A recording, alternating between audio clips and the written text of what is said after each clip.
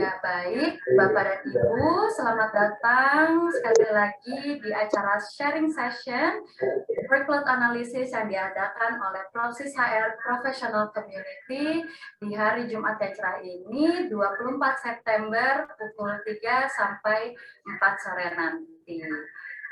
Di sharing session kali ini, kami dari komunitas Proses HR mengundang 3 pembicara luar biasa.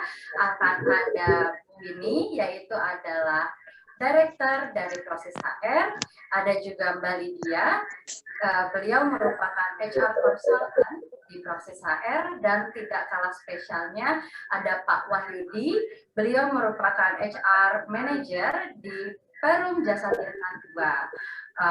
Pembicara-pembicara luar biasa ini sudah bergabung bersama kita dan akan berbagi cerita sebenarnya apa sih yang dimaksud dengan workload analysis dan mengapa hal itu diperlukan, khususnya kaitannya dengan produktivitas karyawan. Nah, sebelumnya mungkin Bapak dan Ibu ini masih ada yang belum terlalu mengenal apa sih sebenarnya Proses HR Professional Community.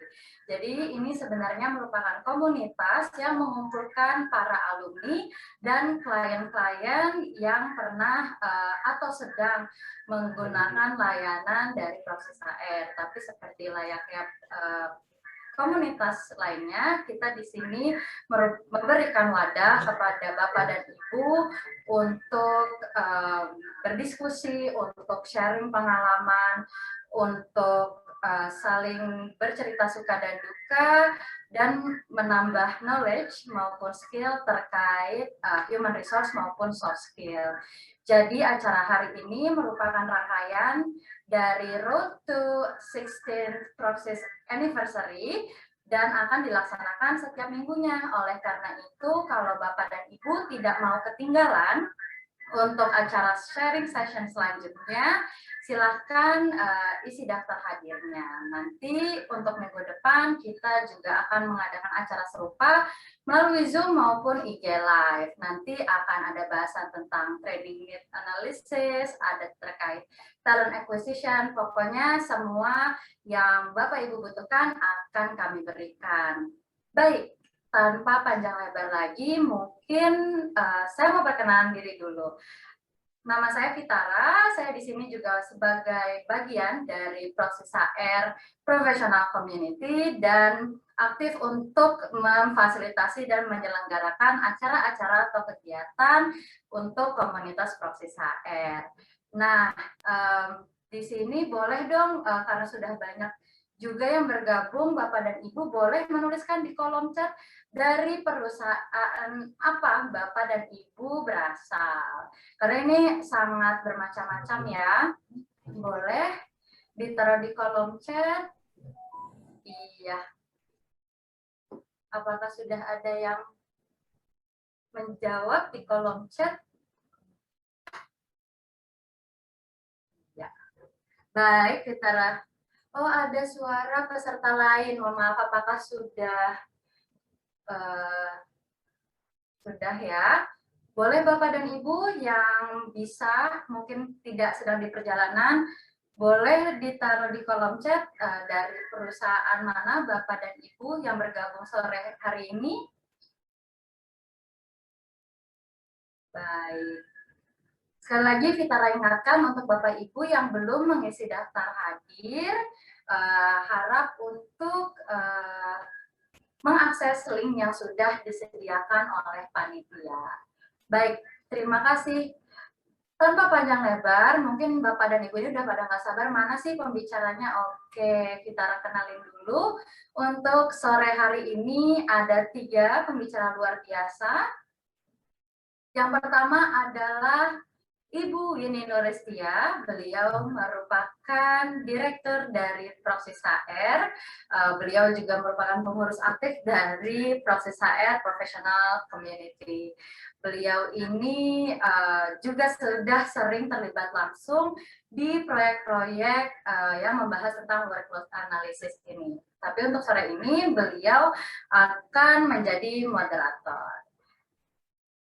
Ya, next-nya ada Mbak Lydia. Mbak Lydia juga merupakan senior consultant di Praxis HR. Banyak sekali bidang-bidang yang Mbak Lydia ini handle untuk project maupun training, dan salah satu spesialisasi Mbak Lydia adalah di bidang workload analysis. Nah, ini ada bintang tamu spesialnya untuk sore hari ini adalah Pak Wahyudi yang sudah bergabung di tengah-tengah kita. Pak Wahyudi merupakan HR Manager di Perum Jasa Tirta II, dan beliau ini merupakan salah satu klien Proses HR yang sudah menerapkan workload analysis. Jadi nanti mungkin Bapak Ibu butuh banyak insight dan perspektif dari pihak perusahaan yang sudah pernah mengimplementasikan atau melakukan workload analysis ini, bisa langsung ditanyakan kepada Pak Wahyudi. Oke deh, apakah Mbak Lydia dan Pak Wahyudi sudah bergabung? Halo Mbak Lydia, Pak Wahyudi. Sudah Ibu, sudah hadir. Selamat sore. Selamat sore. Baik, nah pembicaranya sudah bergabung, nanti akan dipandu oleh Bu Winnie, yaitu Director Proses HR sebagai moderatornya. Untuk itu, Fitara langsung sambut moderator kita, Ibu Winnie Nuristia. Fitara, persilahkan.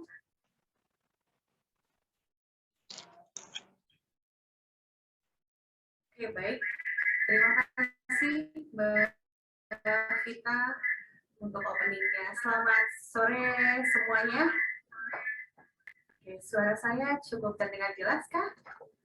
Mbak Winnie, dari saya sih jelas Mbak Winnie. Kita sore hari ini kita bertemu di acara sharing session yang diadakan oleh Praxis HR Profesional.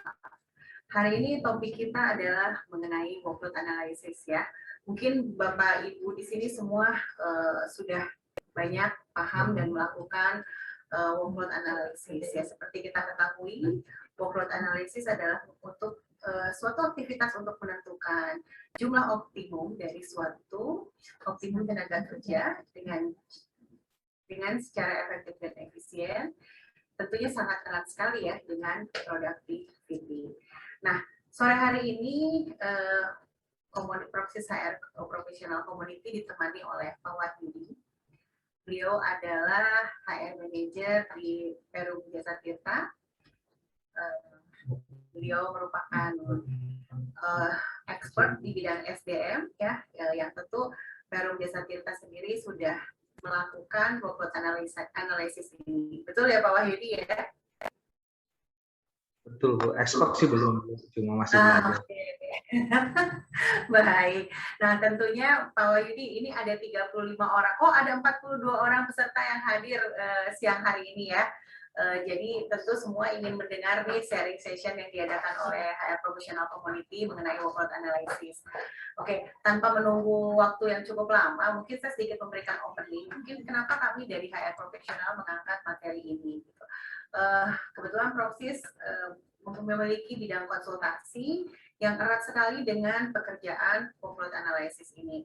Dan setelah masa pandemi ini, beberapa waktu pandemi ini dari 2020 sampai 2021, banyak klien-klien kami yang sebetulnya datang kepada kami, Pak. Mereka bertanya, tentunya perubahan pandemi COVID ini banyak sekali merubah nature bisnis ya Pak, yang tadinya kita WFO, terus sekarang harus WFH dan WFO, dan malah sekarang banyak yang hybrid juga gitu. Nah, bagaimana dengan analisa beban kerja? Bagaimana dengan productivity? Menarik sekali ya Pak, tentunya gitu. Jadi tanpa berpanjang lebar, mungkin kita akan lanjutkan ke sesi sharing session ini dengan Pak Wahyudi. Sebelumnya Pak Wahyudi mau ada yang disampaikan, mungkin mau menceritakan mengenai jasa tirtanya? Silakan Bu, dari Ibu dulu nanti kami. Oke ya, oke kita lanjut ke pertanyaan atau mungkin apa saja yang akan ingin kita sampai kita ingin dapatkan informasi ke bawah dari Pak Wahyudi. Oke, yang pertama nih Pak, kalau kita bicara analisa beban kerja gitu, apakah di jasa tirta sendiri sudah melakukan Pak? Ya, baik Bu. Perkenalkan buat teman saya Wahyudi dari Perum Jasa Tirta II. Mungkin kalau belum tahu apa sih Perum Jasa Tirta II itu, sebetulnya Perum Jasa Tirta II adalah perusahaan yang mengelola sumber daya air untuk air baku untuk keperluan irigasi, air minum, dan listrik ya Bu, pembangkit listrik. Kemudian kantor pusat kami ada di Jatiluhur, Bendungan Jatiluhur. Nah, itulah sekilas mengenai Perum Jasa Tirta II. Jadi betul Bu, di kami sudah melakukan workload analysis.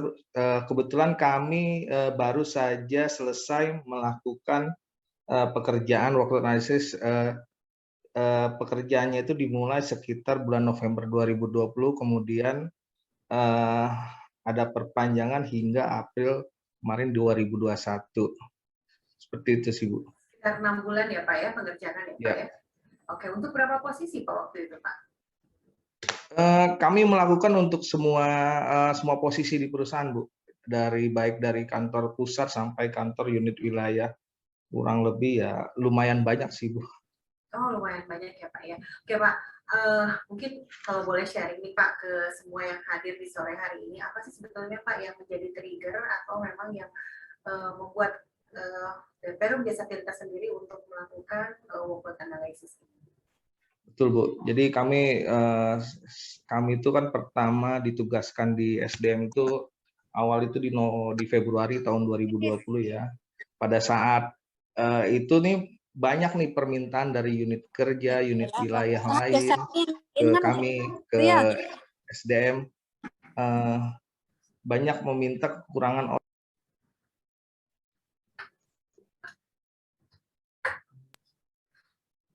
Ya, halo, masih terdengar? Setelah kami lakukan monitoring dan evaluasi ke unit wilayah, ternyata memang ada yang kekurangan pekerjaan, tapi ada juga yang menyibukkan diri gitu. Jadi sebetulnya gimana sih kita bisa menentukan apa kebutuhan orang itu secara efektif dan efisien. Makanya kami coba-coba cari.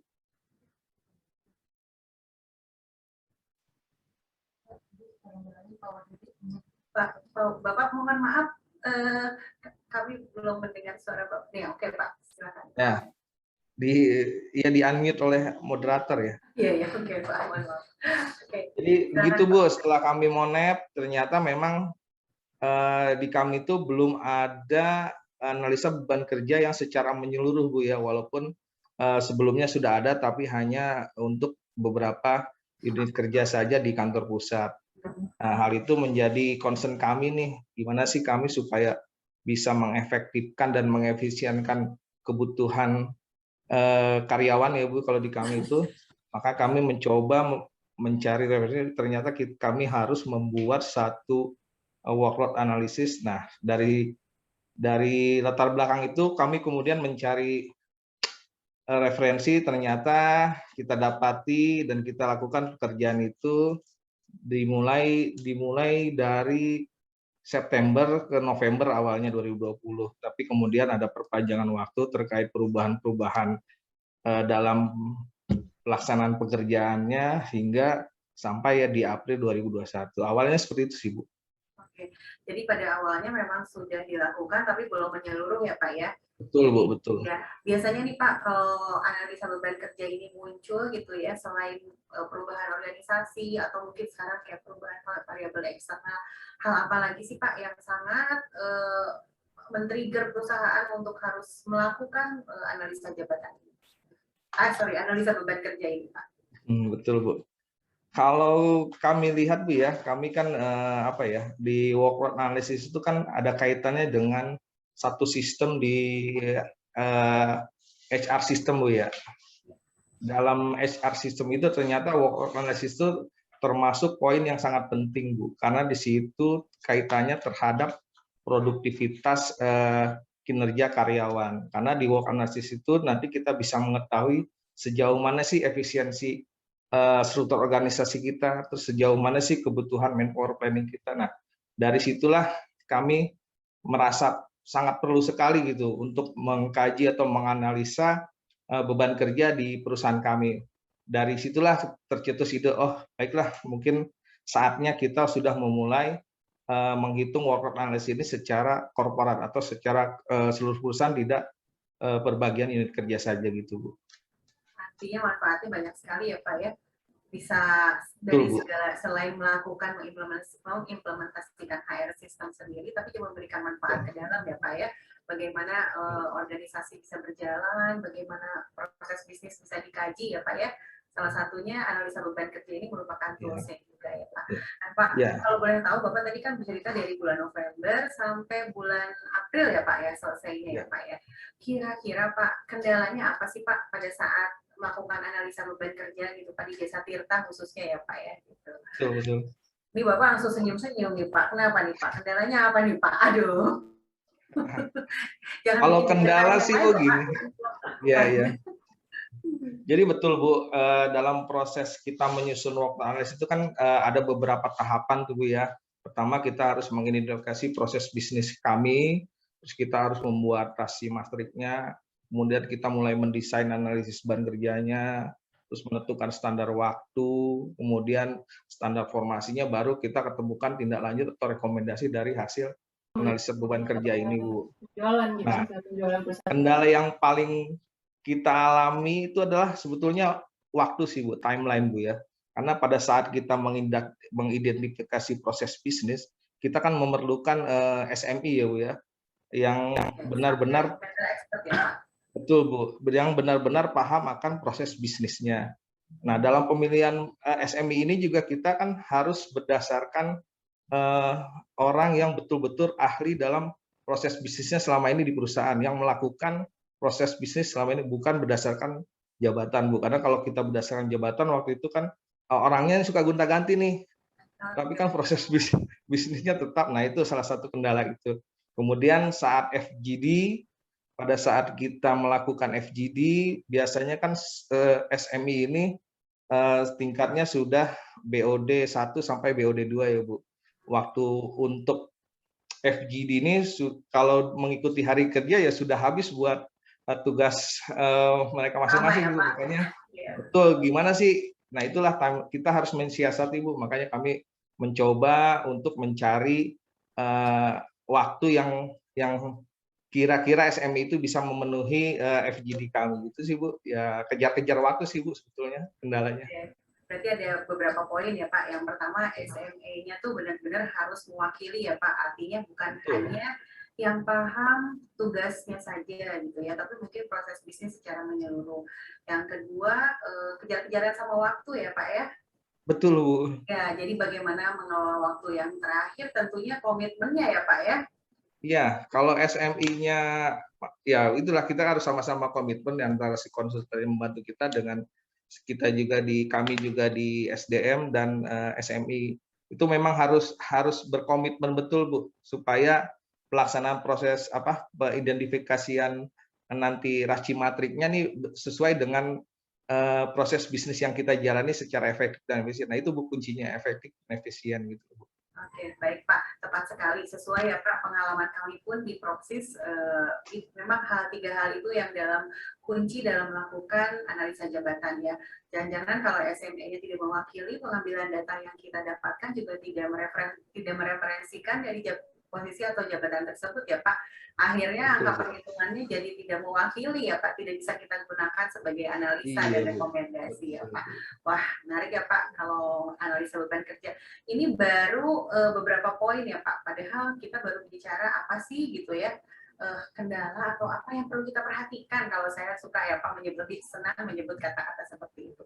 Nah Pak, kalau bicara mengenai tadi kita sudah apa sih analisa jabatan dan kapan diperlukan analisa jabatan dan hal apa saja sih yang perlu kita perhatikan dalam melaksanakan analisa jabatan. Nah, yang berikutnya Pak, menurut Bapak nih pengalaman gitu kan ada tahapannya, ada prosesnya. Apa saja sih Pak yang diperlu dipersiapkan gitu ya Pak dari sisi perusahaan, dan mungkin kalau kita bicara hasilnya buat apa nih Pak perlu analisa jabatan gitu Pak. Betul. Jadi betul Ibu, kita harus tahu apa dulu sih kita maunya nih dari hasil analisis. kebetulan kami kan waktu itu menginginkan ya dari hasil perhitungan beban ini adalah kita bisa tahu nih Bu perhitungan beban kerja dari sebuah jabatan, masing-masing jabatan nih. Kemudian dari itu kita juga ingin tahu standar formasi jabatannya sudah ideal belum sih nih yang pemegang jabatannya sesuai dengan beban unit kerjanya. Nah itu dua hal yang awalnya kita ingin cari tahu sehingga kita bisa menghitung orangnya atau di unit kerja itu efisien atau sudah efisien atau belum efektif. Nah, itu Bu keluaran yang kita inginkan. Nah, kemudian apa sih yang harus kita siapkan gitu tadi kan kata Ibu ya. Pertama Iya. yang betul Bu, pertama kemarin waktu itu setelah kita identifikasi apa saja yang harus kita punya. Pertama rencana strategis kita Bu. Jadi perusahaan tuh rencana jangka panjang ke depannya 5 tahunnya ke depannya mau apa. Kami kan di Perum Jasa Kedua BUMN Ibu ya, biasa selalu mengevaluasi RJP itu 5 tahunan. Nah, dari situlah kita harus mempunyai rencana strategis 5 tahun ke depan. Nah, yang kedua itu proses bisnisnya, Bu. Proses bisnis ini karena penting sekali, Bu. Di proses bisnis ini nanti akan menggambarkan seluruh aktivitas yang akan kita lakukan di perusahaan gitu, Bu. Jadi untuk kebutuhan bisnis mendatang itu akan seperti apa, nah itu. Kemudian yang nggak kalah penting lagi struktur organisasi nih, Bu. Jadi struktur organisasi itu memang harus sudah fix atau memang dikira sudah jangan kalau terlalu banyak gonta-ganti agak sulit juga nih Bu ya struktur organisasi nanti dalam pelaksanaannya. Jadi dengan struktur organisasi itu kita bisa menggambarkan itulah Bu tugas wewenangnya supaya kita nanti bisa menghasilkan atau memetakan tanggung jawabnya. Jadi bisa kita buat rasio matriknya itu loh Bu. Nah, itulah sebetulnya sih dari rasio matrik itu baru kita bisa menghitung yang analisa beban kerja tersebut.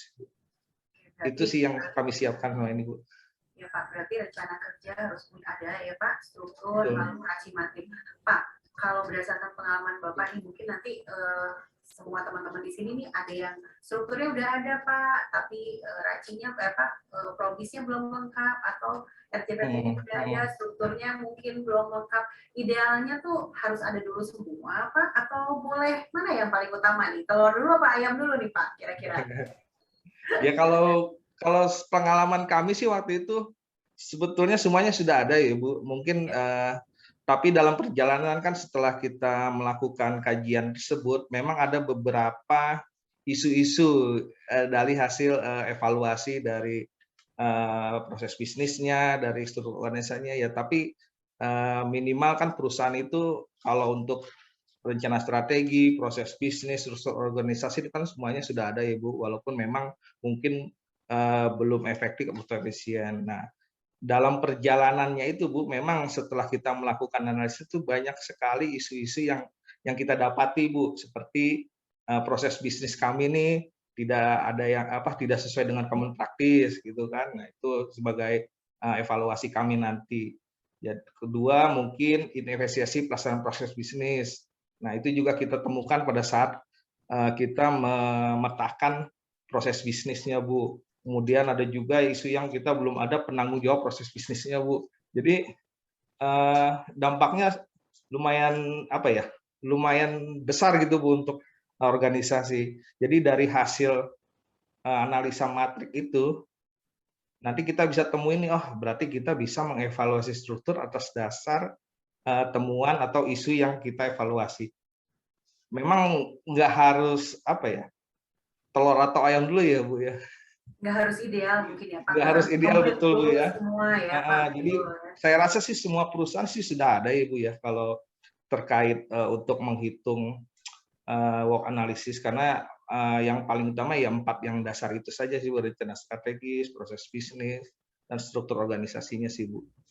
Sama job desk juga ya Pak ya. Sama job desk. Ya. Karena kalau di kami ini job desk ini biasanya udah masuk di struktur organisasi sih Bu. Ada bagian dari struktur ya Pak. Ya. Ya Pak, kalau kita bicara analisa beban kerja ini Pak, kan outputnya sebetulnya underload ya Pak ya, overload ya betul. Sudah efektif dan efisien ya Pak gitu. Nah, dari hasil Bapak kemarin melakukan di Jasa Tirta sendiri melakukan analisa jabatan ini Pak, rekomendasi apa sih Pak selain tadi mungkin memberikan dampak terhadap proses bisnis ya Pak ya? Ada nggak Pak kira-kira yang mungkin oh ternyata nih selama ini organisasi kita nih cukup efektif dan efisien gitu. Oh ternyata perlu pengalaman Bapak nih yang kan masih anget ya Pak ya, baru selesai April kemarin ya Pak ya. Nah, betul Bu. Pak dari hasilnya. Jadi betul Bu, dari hasil perhitungan analisa beban kerja tersebut kami dapati beberapa unit kerja yang overload dan underload. Nah, dari situ ada beberapa rekomendasi yang akan kami tindak lanjuti. Kami mendapati waktu itu ada 8 rekomendasi ya Bu yang harus ditindaklanjuti dalam rangka meningkatkan manpower productivity-nya Bu ya. Seperti rekomendasi untuk perbaikan dan peremajaan sarana dan prasarananya. Itu sistemnya otomatis Bu, maksudnya gini, yang biasanya dikerjakan secara manual kita buatkan sistem otomatisasinya sehingga mungkin produktivitasnya akan menjadi lebih tinggi. Nah, untuk yang pekerjaan yang misalnya di satu unit kerja itu overload, mungkin akan dibantu dengan sistem otomatisasi seperti itu, Bu. Jadi dibantu dengan sistem sehingga beban kerjanya akan berkurang. Nah, atau kita pecah lagi Bu unit kerjanya sehingga kita tambahkan orangnya atau kita bagi struktur organisasinya gitu loh Bu. Kemudian untuk yang underload, kalau underload sih biasanya kita swap sih Bu atau kita tukar, mungkin kita tambahkan job desk-nya sesuai hasil analisa rasio matriknya atau kita organisasinya kita rampingkan gitu loh Bu. Seperti itu sih Bu rekomendasinya. Terus kemudian ada lagi Bu yang yang right sizing itu ya seperti itu tadi. Yang right sizing organisasi ya kalau misalnya overload dibantu dengan sistem otomasi, kalau yang underload mungkin akan disesuaikan organisasinya. Seperti itu aja sih Bu hasil dari kemarin itu. Artinya jadi dari aktivitas analisa beban kerja ini impact-nya kemana-mana ya Pak ya, banyak sekali bukan hanya ini kelebihan, ini tuh kelebihan, ini kekurangan gitu ya dari jumlah orangnya gitu, tapi bisa melihat secara lebih holistik lagi bahwa ternyata mungkin kalau yang overload ini sistemnya masih manual gitu ya Pak ya, jangan-jangan kalau ketemu angkanya di atas lebih dari 2 atau 3 orang di satu posisi gitu perlu dilihat sebetulnya mungkin ternyata semua dilakukan secara manual, mungkin sistem akan membantu untuk mensimplifikasi prosesnya gitu ya Pak ya, seperti itu. Dan juga ini Bu yang kalau misalnya underload itu ya bukan berarti kita harus menerima karyawan baru, karena kan biasanya kalau penerimaan karyawan baru terkait dengan anggaran juga ya, dengan hasil ini nih kita bisa mengoptimalkan karyawan yang ada gitu loh Bu. Jadi untuk sistem akuisisinya gitu sangat terbantu sekali nih Bu dengan workforce analysis gitu. Artinya kalau dulu nambah orang, kurang orang ya Pak ya, kurang orang terus ya Pak ya. Kurang orang terus gitu kan, kita terima terus, ternyata setelah kita hitung sebetulnya sih nggak kurang, cuman mungkin reposisinya saja yang kurang tepat gitu sih Bu. Oh betul, menarik sih Pak. Kadang dulu kalau saya sering ngobrol dengan sesama komunitas di HR, katanya kalau terima 1 orang itu bukan 1 orang ya Pak, 1 keluarga ya Pak, betul nggak Pak? Betul Bu. 1 orang karyawan ya Pak. Gimana Pak nih? Betulnya tuh kenapa nih Pak? 1 orang rekrut 1 keluarga tampaknya katanya, gimana nih Pak? Betul kan, karena memang kalau beban personel di kami kan termasuk menghitung keluarga juga sih Bu, terkait dari kesejahteraannya segala macam itu sih Bu. Jadi dan kita juga kalau sudah mungkin kalau menempatkan orang dan ternyata posisi itu sebetulnya mungkin diotomasi gitu ya Pak, nggak bisa kayak barang ya Pak, kalau barang bisa dikembalikan, kalau udah ada orang kita harus punya cara yang berbeda ya Pak untuk menyelesaikan kondisi tersebut. Oke Pak. Oke Bapak nih, mungkin ada pertanyaan, kita masuk kolom chat ya Mbak Fitara, tadi ada pertanyaan saya lihat Pak, boleh naik ke atas Mbak? Nanti ada 1 pertanyaan dari Pak Freddy. Ya, sebentar ya Pak. Oke, Selamat siang, saya mohon izin bertanya, secara ideal untuk title dan rincian job desk yang sama, apakah diperlukan seluruh karyawan di analisa beban kerja atau hanya diambil sampling nih Pak? Pengalaman Bapak nih Pak, idealnya mungkin apakah sampling atau semua nih? Saya karena kan di Jasa Tirta tadi sempat ya Pak melakukan dulu di kantor pusat aja gitu ya, Ya, akhirnya betul, Bu. dilakukan semua. Kira-kira plus minusnya apa nih Pak kalau kondisinya seperti ini? Betul, Bu. Memang betul, Bu. Awalnya kami sampling ya, tapi ternyata setelah sampling, kebetulan Perum Jasa Tirta II nih unik, Bu ya. Maksudnya proses bisnisnya nggak seperti common proses bisnis yang industri yang ada, karena kan kami memang lebih banyak untuk penugasan pemerintah ya, untuk mengairi sawah, untuk keperluan air baku dan pembangkit listrik. Memang proses bisnisnya kalau di Indonesia baru dua nih, Jasa Tirta I dan Jasa Tirta II yang similiar, betul, Bu. Nah, tapi kalau memang untuk yang sifatnya common practice, Bu, biasanya kami memang mengambil sampling saja, Bu, terus kita bandingkan dengan yang common practice-nya seperti apa.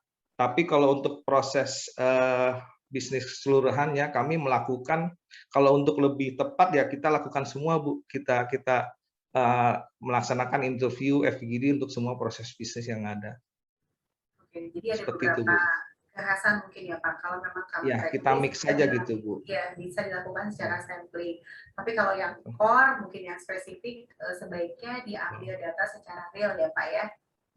Karena memang dalam perjalanan saat kita membuat kasimatriknya itu, kita selalu melakukan konfirmasi dan verifikasi terus-menerus gitu, Bu, sampai didapati benar-benar proses bisnis yang tidak redundan, terulang, atau tumpang tindih dengan unit kerja yang lain. Jadi memang perlu lebih idealnya sih setiap proses bisnis harus kita analisa gitu, Bu. Oke. Ada satu pertanyaan dari saya nih, khususnya nih ya Pak. Boleh ya Pak saya tanya sebelum nanti lihat Boleh, kewajiban Bu. yang lain? Oke. Mudah-mudahan saya bisa jawab. Bisa Pak. Bapak, kan sekarang ini kondisinya pasti sedang kita kan transisi lah ya Pak, artinya ya seperti saya sampaikan di depan, dari mulai kita yang dulu semua datang ke kantor gitu ya Pak ya. Terus harus melakukan WFH gitu ya Pak. Terus sekarang sudah dengan hybrid, artinya ada yang ke kantor seminggu 2 kali ya, ada yang mungkin belum full gitu. Nah Pak, di analisa beban kerja itu kan sebetulnya ada faktor-faktor atau parameter yang kita ukur Pak ya. Nah, ya, allowance ya. Ya, apakah di Jasa Tirta sendiri Pak, ini mungkin karena kita sharing session sifatnya ya Pak ya, sudah mencoba mengadopsi kondisi-kondisi tersebut gitu. Contoh mungkin kalau dulu tanda tangan harus tanda tangan basah ya Pak ya. Nah, kalau sekarang tanda tangan digital dan sudah ada barcode ya, karena kebetulan akhir tahun yang lalu saya kerjasama dengan salah satu BUMN besar gitu ya, lokasinya di Bandung, itu dengan mudahnya semua tuh nggak usah Bu, tanda tangannya pakai barcode aja gitu. Wah, kita udah semakin canggih gitu ya, meetingnya online, tanda tangan dokumennya pakai barcode gitu, ngambil datanya online gitu, udah pakai semua digital gitu. Selesai juga proyek itu Pak gitu. Nah, kan kalau dilihat yang dulu kita biasanya ngambil data ketemu, nunggu ya Pak, walaupun dalam analisa beban kerja ini masa tunggu tidak kita hitung ya Pak ya, tapi kita ada interview, terus nanti kita perlu ketemu buat koordinasi itu dilakukan secara offline gitu ya. Dan bagaimana gitu, apakah sudah masuk diadopsi? Terus yang pertanyaan kedua, sekarang kita hebat ya Pak, pagi meeting di Jakarta, siang meeting dengan Surabaya gitu ya, sore meeting dengan Kalimantan gitu ya Pak. Kalau dulu itu 3 minggu ya Pak baru selesai ngambil data ya Pak. Saya ingat dulu saya masih mengerjakan analisa beban kerja ini dari Surabaya ke Ambon gitu ya Pak, nggak pulang-pulang saya ke rumah Pak buat ngambil data gitu. Nah sekarang depan Zoom udah bisa 3 kota, 4 kota Pak. Nah boleh diceritakan nggak Pak, di Jasa Tirta sendiri apakah sudah mengadopsi kondisi-kondisi ini? Baik Bu, terima kasih. Benar Bu, di masa pandemi ini kita harus bisa beradaptasi ya Bu ya. Karena memang salah satu core value akhlak kami juga di BUMN kan harus bisa adaptif ya. Akhlak itu ya Bu. Nah betul Bu, selama pandemi ini kita mencoba beradaptasi nih Bu, walaupun pada saat kita menyusun analisa beban kerja itu baru masa mulai-mulainya pandemi itu waktu itu, Bu. Tapi langsung bereaksi cepat ya Pak ya? Betul, Bu. Jadi di kami ini sistemnya mix, Bu. Ada yang WFO, ada yang WFH. Jadi kalau tugas-tugas utama seperti pengaturan air atau pembangkitan listrik itu memang tidak bisa dikerjakan secara WFH, harus memang di tempatnya dia bekerja, harus WFO ya Bu ya. Nah, tapi kalau untuk yang sifatnya supporting atau administrasi itu memang kami mix, Bu. Ada yang sudah dikerjakan berdasarkan bisa di WFO, dan rapat-rapat juga kita sudah memakaikan media Zoom. Cuma memang untuk beberapa legalitas seperti dokumen memang kami belum memakai barcode, Bu. Tetap kita harus memakai tanda tangan basah. Nah, ini juga kemarin sudah apa ya? Maksudnya workload analysis yang kita susun ini sifatnya nggak statis, Bu ya. Kita nanti berusaha mereview kembali, atau bukan mereview, menyempurnakan seperti tadi yang Ibu bilang nanti. Tetap kami di SDM ya, kalau pekerjaan ini udah selesai, bukan artinya selesai gitu, Bu. Masih ada pekerjaan turunannya gitu, Bu. Seperti tadi yang Ibu bilang kan. Nah, ini kami sudah menyusun sistem IT, kebetulan juga dengan BUMN diseragamkan, Bu, ya, IT-nya mungkin setelah sistem mapping IT-nya itu selesai, mungkin di masa pandemi ini mungkin kita banyak terbantu nantinya, Bu. Seperti itu sih, Bu. Ya, artinya sudah mengadopsi ya Pak, walaupun belum mungkin karena Betul, Bu. sangat dinamis ya Pak, nanti perubahan-perubahan akan terus ada ya, kita berubah Betul, terus Bu. ya Pak ya. Oke Pak, waduh, jadi sebetulnya bisa dijadikan contoh nih semua para peserta yang hadir ya, Jasa Tirta sudah mengimplementasi, sudah mempersiapkan gitu, dan kebetulan secara infrastruktur sudah siap ya Pak ya, baik proses bisnis, struktur ya Pak ya. Sudah fix semua ada. Pak, ini ada pertanyaan nih Pak, mungkin bisa saya sampaikan ke Pak Wahyudi dulu kali ya Pak, sebelum nanti ini Mbak Lydia sebagai konsultan hipnosis menjawab secara teoritikal seperti apa sih sebetulnya gitu ya Pak ya. Ini dari Mbak Ibu atau Mbak nih ya, Nindya Nur Pratiwi gitu ya.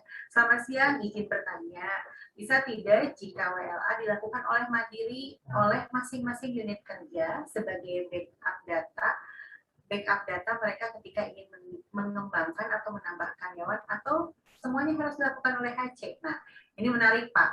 Jadi mungkin Mbak Nindya boleh nanti tambahkan jika ada yang belum lengkap. Jadi oleh masing-masing atau harus oleh human capital? Ini pertanyaannya agak mendua nih Pak kalau menurut saya. Masing-masing ini artinya gini, kalau ambil data pastinya harus melibatkan pemegang jabatan ya Pak ya. Betul ya Pak ya? Tapi mungkin inisiatornya dari masing-masing unit atau dari human capital. Nah, menurut Pak Wahyudi ini idealnya gimana sih Pak? Kalau mau kayak WLA ini biar dibuy-in gitu ya Pak ya. Jadi kalau kita bikin analisa beban jabatan, biar orang nih, wah saya merasa perlu nih unit juga gitu. Apakah oleh inisiatornya unit atau HC Pak? SDM? Kalau di kami sih kemarin kebetulan memang inisiatornya dari HC, Bu ya, karena memang dari HC itu kami memang butuh sekali tools untuk menyusun satu proses HR management framework, Bu. Nah, salah satunya ini kan analisa beban kerja nih, Bu. Kalau jadi memang walaupun nanti WLA-nya akan diidentifikasi untuk semua unit kerja gitu, Bu. Jadi maksud saya prosesnya ini lebih menyatu, atau bisa nanti karena pengalaman kayak ini gitu, Bu, waktu terpisah-pisah dulu itu ya, Bu ya, itu kurang terintegrasi gitu, Bu. Nah, makanya kami ada proses bisnis yang miss, Bu. Jadi kami kemarin ya udah dari HC aja kita jadikan satu, jadi prosesnya terintegrasi, kemudian juga proses bisnis yang miss bisa kita identifikasi. Nah, dari hasil itu kita bisa mengetahui sih, Bu, apa sih isu-isu atau yang harus kita tindak lanjuti gitu, Bu. Pengalaman kami seperti itu sih, Bu. Oke, jadi idealnya dilakukan oleh HC ya, selain merupakan bagian dari HR roadmap mungkin ya Pak ya, HR ya betul, Bu. HR sistem dari HC juga. Keuntungannya buat human capital sendiri mungkin bisa mendapatkan gambaran yang lebih holistik ya Pak ya, lebih menyeluruh, terus bisa memberikan manfaat. Kalau dilakukannya terpisah-pisah atau mungkin inisiasinya, integrasinya susah ya Pak nanti ya Pak ya. Ya, kalau di kami gitu sih Bu, nggak mungkin ada juga sih beberapa kemarin kalau Besma juga, walaupun dia memang proses bisnisnya dia itu tidak terintegrasi, jadi masing-masing unit kerja seperti itu sih Bu. Jadi disesuaikan dengan kondisi perusahaan aja sih Bu, kalau menurut saya. Pak ya, sesuai dengan kondisi perusahaan. Oke, Ibu Nindya masih ada pertanyaan? Boleh nanti silakan dilanjut di kolom chat jika ada yang ingin ditanyakan lagi. Oke, kita lanjut ke pertanyaan berikutnya. Selamat sore, izin bertanya, apakah analisa beban kerja harus rutin dilakukan setiap tahun atau saat ada perubahan organisasi atau bisnis utama? Dan siapakah yang sebaiknya melakukan ABK di divisi SDM atau unit terkait? Tampaknya pertanyaan kedua tadi sudah dijawab ya Pak di yang pertama tadi. Nah ini kalau saya lihat nih tadi dari Syarifah Wahyudi, kalau di Jasa Tirta pada saat perubahan organisasi ya Pak ya, dilakukan ya Pak ya. Ya mau ada review struktur dilakukan WLA. Tapi idealnya Pak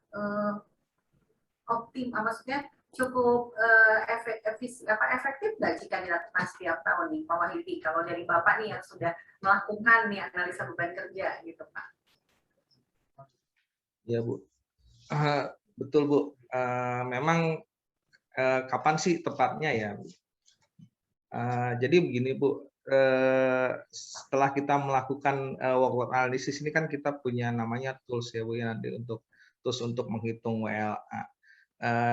Sebetulnya apabila proses bisnisnya tidak berubah secara signifikan, misalnya dari pembuatan apa ke pembuatan apa, itu kan berubah proses bisnisnya, itu mungkin harus dilakukan. Tapi kalau cuma perubahan struktur yang biasa, struktur ini, saya rasa sih penyesuaian proses bisnis workload analysisnya bisa menggunakan tools yang sudah kita petakan di proses bisnisnya. Tapi memang Bu, kami di SDM di PJT2 selalu dinamis Bu. Kita harus bisa mengikuti perkembangan organisasi gitu sih. Kalau di kami sih selalu gitu aja sih Bu. Selalu dilakukan monep Bu. Oh selalu dilakukan ya Pak ya. Karena mungkin Pak kan idealnya ya Pak kan kalau kita melakukan apakah sebaiknya dilakukan oleh internal atau oleh pihak ketiga Pak kalau untuk workload analysis ini? Kami sih waktu itu ya dilakukan oleh pihak eksternal Bu, karena kami dari internal belum mempunyai kapabilitas untuk menghitung atau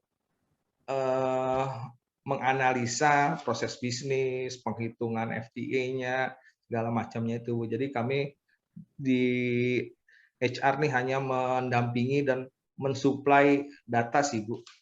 Oke, jadi memang dilakukan oleh pihak ketiga ya Pak ya. Tapi ya.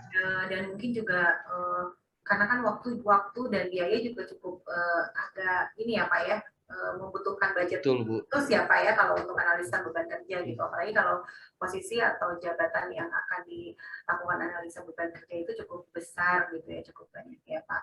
Oke Pak. Tapi dari pengalaman kami Bu, setelah kami menghitung ini, kita punya tools nih, diberikan tools oleh ininya. Jadi apabila ada perubahan yang nggak terlalu besar sih, kami bisa melakukan mandiri sih Bu. Oh, jadi sifatnya gitu sih Bu. Jadi udah ada tools-nya ya Pak ya, Bapak tinggal udah diberikan tools-nya gitu. Kalau misalnya organisasi ini berubah ke sini, tapi proses bisnisnya tetap, ya itu bisa kita lakukan mandiri dari tools-nya yang sudah dihasilkan dari WLA ini Bu.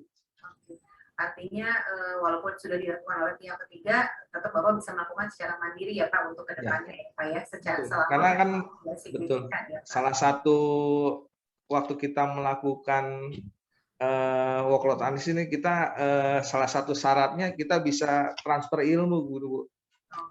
Betul, pastinya begitu Pak. Jadi supaya mengefisienkan anggaran gitu Bu, jangan sebentar-sebentar nanti kita pakai eksternal ya. Kami juga banyak belajar lah dari pihak eksternal. Jadi kalau bisa kita selalu mentransfer ilmu dari pihak eksternal untuk kedepannya gitu sih Bu.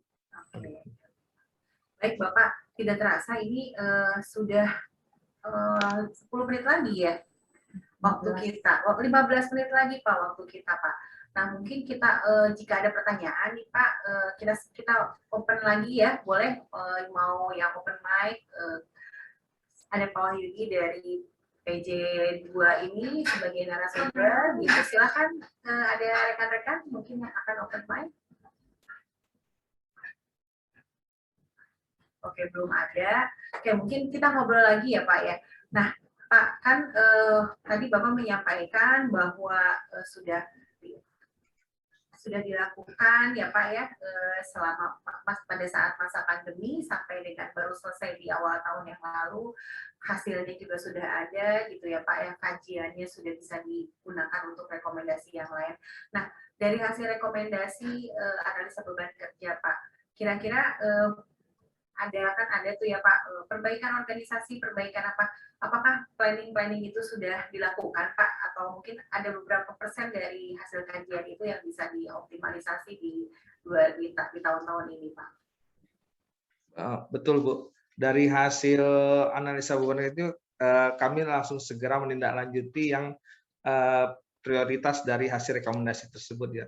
Misalnya contoh untuk kekurangan karyawan yang di unit yang memang core bisnis kita gitu Bu. Nah itu kita akan melakukan rekrutmen nantinya, tapi disesuaikan dengan anggaran perusahaan juga.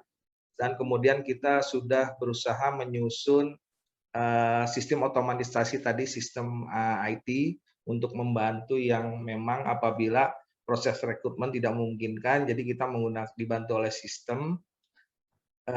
Kita hitung-hitung aja Bu, mana yang lebih efektif dan efisien, seperti itu sih. Oke, ya artinya analisa beban kerja ini memang menjadi hal yang sekarang tuh perlu dilakukan kembali ya Pak ya, gitu ya. Mungkin kalau yang dulu sebelum masa pandemi sudah melakukan gitu, perlu mereka kembali gitu sekarang ini karena banyak kondisinya, dan rekomendasi ini juga bisa menyesuaikan dengan kondisi kita ya Pak yang di era pandemi ini.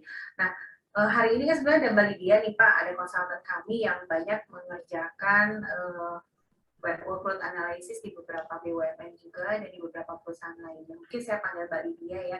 Mbak Lydia, dari diskusi kita nih sharing session sore ini gitu, mungkin Mbak Lydia boleh kasih nih 2-3 patah kata nih gitu ya, sebagai yang expert ngambil data, yang ngerasain gitu ya, satu posisi bisa berapa jam, terus nanti hasilnya kok anomali ya, kenapa begini gitu ya gitu. Nah itu gimana Mbak tipsnya nih Mbak buat para rekan-rekan di sore hari ini yang ada di Zoom kita sore ini. Silakan Mbak Lydia. Ya, selamat sore rekan-rekan semuanya. Sebenarnya ini juga bisa menjawab pertanyaan-pertanyaan yang tadi ada di chat ya, mengenai siapa sih yang harus melakukan human capital atau unit kerja terkait. Sebenarnya keduanya harus saling kolaborasi, karena balik lagi HR atau SDM bukan Superman yang mengetahui semua proses bisnis di organisasi.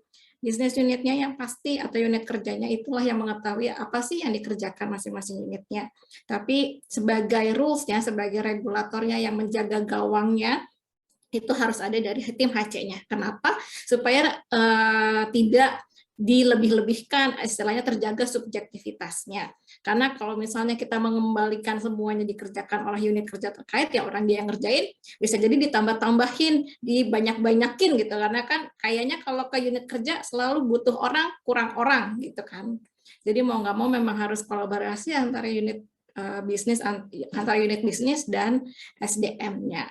Kemudian untuk melakukan WLA-nya itu apakah dilakukan setiap saat proses bisnis berubah atau setiap ada waktunya berapa lama sih untuk melakukan WLA ini? Biasanya sih kalau tidak ada proses bisnis yang berubah, struktur organisasi yang major berubah, biasanya lebih baik dilakukan 2 tahun sekali. Tapi kalau ketika ada perubahan yang sangat mendasar, sangat major, ya mau nggak mau harus dilakukan WLA ini supaya memastikan bahwa memang ada pekerjaan-pekerjaan yang memang tercapture nih, memang ada pekerjaan yang harus dilakukan sama orangnya. Kecuali kalau misalnya ternyata begitu dihitung WLA-nya ternyata baru tahu nih ada proses bisnis yang tidak ada orang yang mengerjakan, jadi tidak terhandle, padahal mungkin proses bisnisnya itu krusial. Seperti itu. Oke, terima kasih Mbak Lydia buat insight-nya ya, betul. Jadi sederhananya seperti itu ya, gitu. Kadang-kadang siapa nih yang mau ngerjain, siapa yang mau inisiasi gitu, tapi tetap kolaborasi, karena memang HC itu yang punya program ya Pak, pastinya ya Pak Wahyudi ya, tapi bagaimana biar dibayin sama unit kerja yang lain juga gitu. Wah, terima kasih nih sore hari ini buat Mbak Lydia dan Pak Wahyudi sudah hadir di acara HR Professional Community Sharing Session. Semoga kita bisa ketemu lagi di agenda-agenda berikutnya ya Pak, dengan topik-topik SDM yang berbeda juga, yang tentu akan membantu memberikan insight, karena biasanya Pak kalau sharing itu kan sudah pernah dilakukan ya Pak ya, artinya sudah terbukti lah Pak, ibaratnya gitu ya, dan mungkin bisa memberikan manfaat yang signifikan bagi rekan-rekan yang hadir di Zoom sore hari ini. Saya atas nama Proxis Human atas nama PHR Professional Community mengucapkan terima kasih atas waktunya dan kesempatan yang diberikan oleh teman-teman semua. Saya kembalikan ke Mbak Vita untuk meneruskan acaranya, Mbak Vita. Baik, terima kasih. Saya pamit. Wassalamualaikum warahmatullahi wabarakatuh. Selamat sore semuanya.